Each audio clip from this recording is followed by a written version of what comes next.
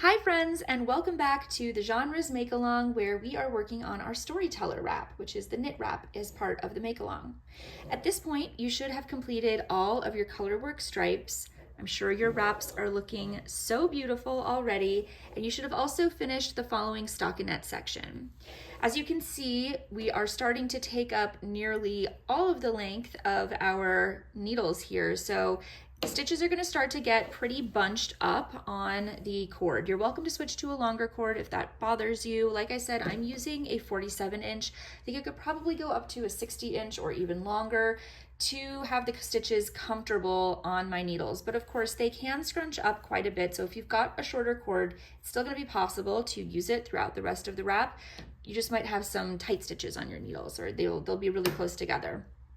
So in this video, we're going to go over the next two sections actually. We're doing a garter stitch stripe as well as some wrapped stitches. And the garter stitch stripe, I'm actually not going to demonstrate that whole thing because it's basically the exact same process as the first two rows and the last two rows of all of our colorwork stripes, where on the right side, you're just knitting across and doing your increases. And on the wrong side, you're also knitting across, but you're just doing a purl stitch on that center spine stitch to keep that in stockinette the entire way, as you can see.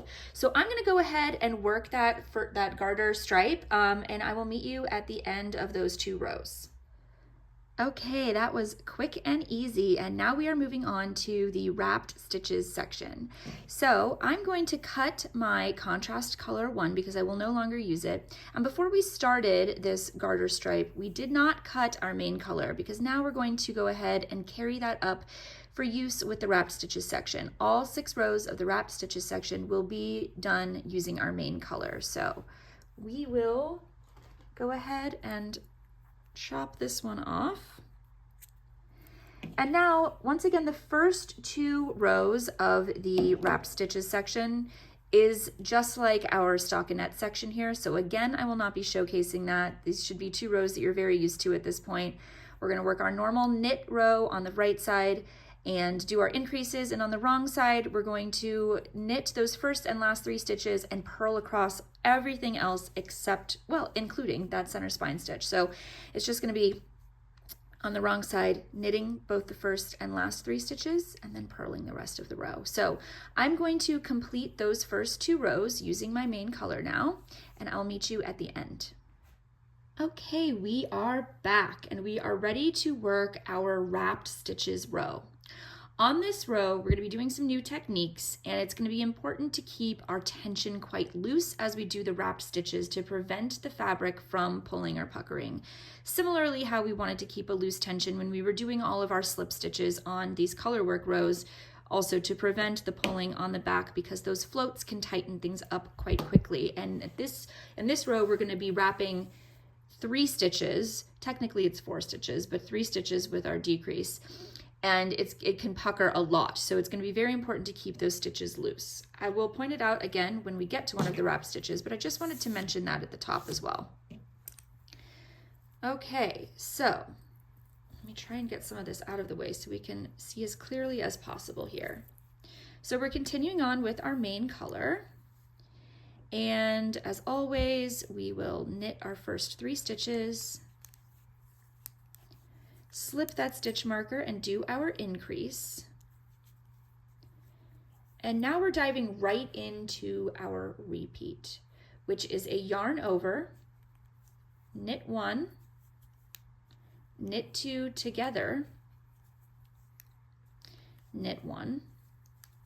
Then we want to bring the yarn forward, and we're going to slip these 3 stitches here onto our left needle. So again, like I said in the note at the beginning of the pattern, all stitches are slipped purlwise, so that means we're not twisting them. You're just putting your needles towards each other and slipping them over. Then the next instruction is yarn back. So this is where we're wrapping these 3 stitches, and this is where we want to keep this nice and loose and not tighten it up too much. We're just going to keep a nice loose tension. Then we're going to slip those 3 stitches back to the right needle. And now we're bringing our yarn forward again. We're going to do 2 wraps around these 3 stitches. So again, keep it nice and loose on the back as well. Then we slip those 3 stitches back to the left needle again. And then we bring our yarn back once more. See those beautiful 2 wraps? And lastly, we bring those 3 stitches, slip them back to the right needle. So now this is going to wrap around the back one more time as well before we begin the next repeat. So that is the repeat we're doing. Yarn over, knit 1, knit 2 together, knit 1, yarn forward, slip the stitches over, yarn back, slip the stitches back and forth, until we have wrapped the stitches twice. Now we go to the next repeat, starting it all over again, yarn over, and then we do our wraps. This yarn over, we already did our increase right here, our make 1. That is our increase for this end of the row.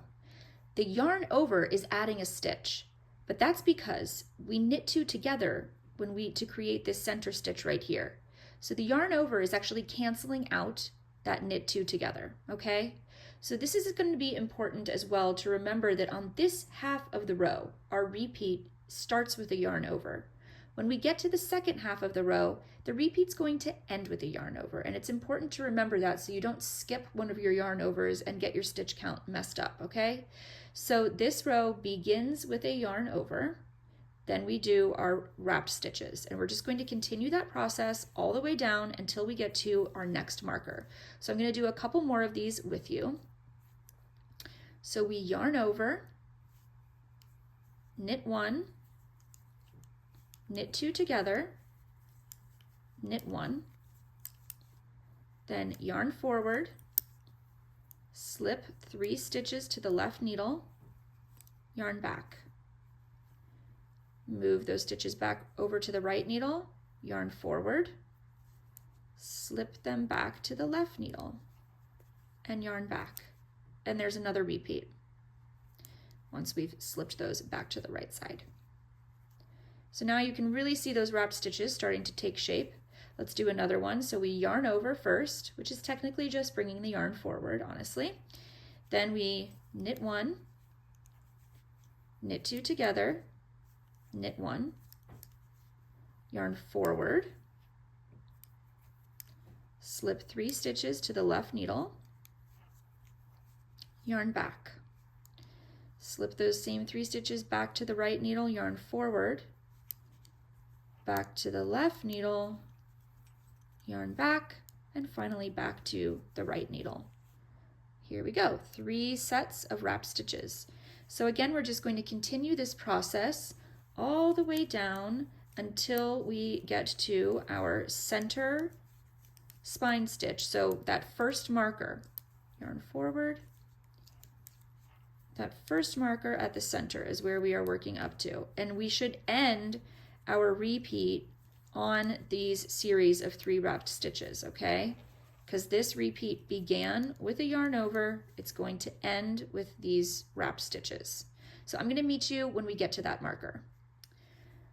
Okay, I'm just about to finish my last repeat before I reach my next marker. So I just wanted to go over that with you. So it begins with the yarn over, knit 1, knit 2 together, knit 1, yarn forward, slip 3 stitches, yarn back, slip 3, yarn forward,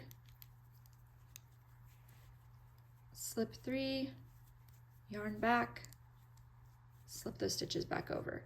And so we ended with the slip stitch, not with the yarn over. However, now we are at the place where we need to make an increase because we're on a right side row.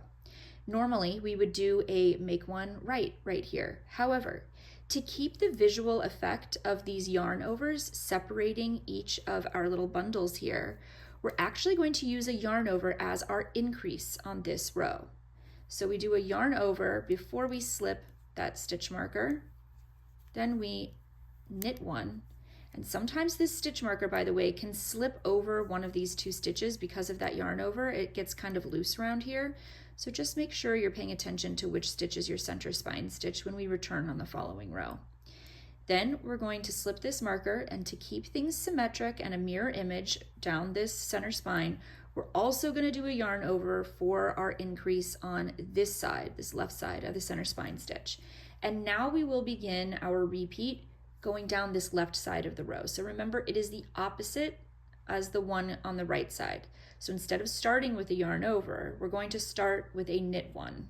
So we do have a yarn over here though too. This is not considered part of our repeat. This is just the increase on this row, okay?